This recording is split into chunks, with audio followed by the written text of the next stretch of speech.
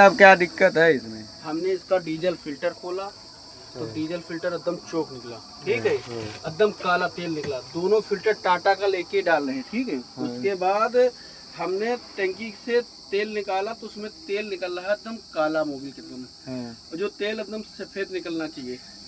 उसके बाद हमने नाजिल खोल रहे हैं। नाजिल में होती है रबर डिंग, तो रबर डिंग कभी कभी फट जाता है तो वो टंकी में तेल काला देता है।